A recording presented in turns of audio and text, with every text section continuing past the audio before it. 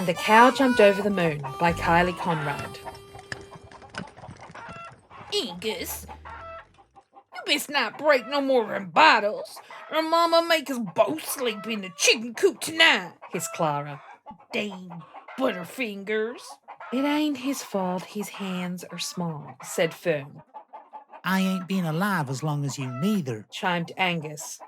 But Mama said if Angus breaks any more bottles, we're gonna get it, 'cause I'm in charge of him on account of me being older. That seem fair to you? We all got our own chores to help Mama run the farm. You and Angus get the empty bottles off the wagon and bring them to the stove so I can boil them. Then the three of us stack them in the shed for Daisy and Gertie to do the bottling in the little barn. Clammy and Floyd tend the herd. Mama does the dealing and minds the chickens, and we all help with the milking. Even Cousin Jake and second Cousin Jake come round to help when Mama goes on deliveries in church, Fern reminded her younger, hot-headed sister. Yeah? What's that got to do with me? Asked Clara, incredulously. Without you doing your part, I can't do mine. Then Daisy and Gert got nothing to put the milk in. You see? Making sure Angus don't break nothing is part of your job, just the way it is. Well, I don't like the way it is, Clara huffed. She stood over her little brother menacingly and said, I wish I was born last. Angus looked up at Clara with his plump, dirt-smudged cheeks. He replied, Well, I wish you was never born, Clara Bell. Extra emphasis on Bell. She clenched her fists as her face ripened up like a tomato on the vine. Don't call me that. I ain't no heifer, she shrieked.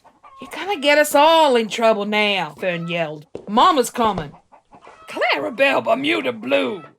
They can hear you screeching in Timbuktu, barked her mother. Mom, I hate it when you call me that, whined Clara. Her mother's gaze became deadly serious.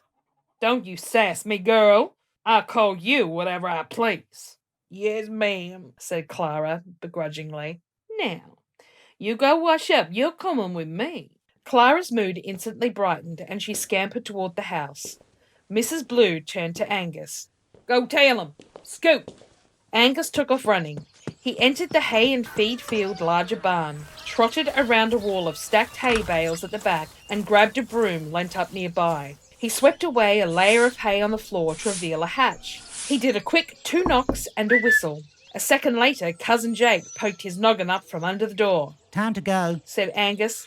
Cousin Jake nodded and lowered the hatch back down. A moment later, the hatch swung open again, and crates of painted milk bottles full of Mama Blue's Rise and Shine pushed out one after the other. Cousin Jake came to the surface with second Cousin Jake, Floyd, and Clementine in tow. They pulled the wagon into the barn and loaded the goods. At the same time, Daisy and Gertie began bringing in crates of fresh milk in identically painted bottles and loaded them too, like a well-rehearsed ballet it was. Who we got next? Asked Clara, riding next to her mother along the one-lane dirt track into town. Oh, Temper Auntie herself, dried up Mrs. Haddock and that poor scaggy daughter of Mama, whose car's that? Chloe's, yelled Mrs. Blue. Jake! Be ready for that bean shooting, y'all. Hold on! She brought the wagon to a lurching stop, unbuttoned the top of her blouse, and jumped down, positioning herself in front of the crankshaft. She bent low and waited for the men to approach. What seems to be the trouble, ma'am? Said one of the federal men. It's this old bucket. That's what I get for keeping a crank. She huffed, puffing out her chest. It was my husband's, God rest his soul. I just can't bring myself to scrap it. Sorry for the trouble. Where y'all headed? We got a tip about Blue Farm. Something about making illegal drink, said the second man. Oh, that's my place. Ain't nothing there but cows and chickens. As soon as I get this heap back running, I can show you around. But forewarning, I'll put y'all to work. Y'all ever milked a cow before?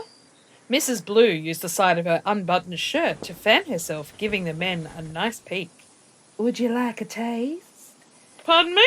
Said the first man, wide-eyed. Of milk. It's fresh. Oh, don't mind if we do. Cousin Jake's grip tightened on the shotgun, just out of the man's sight. The men moseyed around the sides of the wagon, sizing it up as they moved. Mrs. Blue gave Clara a quick look and a wink, and Clara replied in kind. Get 2 bottles for the gents, Clara Belle. Clara erupted at once. A performance for the ages, they'd go on to say. Don't call me that! She wailed and stamped her feet furiously in the dirt. My apologies, fellas, said Mrs. Blue, as she attempted to wrangle Clara. She says I gave her a cow's name. She's a bit touched in the head, you know? It's all day and all night with this one. Barely got time for a farm choring since my husband passed. God rest his soul. Clara carried on, arms and legs akimbo.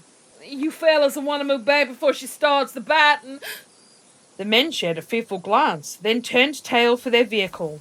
One man raised his hat brim and shouted over his shoulder, "Thanks anyway, ma'am." And in a plume of dust, they were gone. As soon as the dust settled, they got the wagon going again, and Clara asked, "Who we got next, Mama?" Mrs. Blue smiled and said, "Atta girl! Jake, hold on to that bean shooter. We got deliveries to make and some haddock to fry."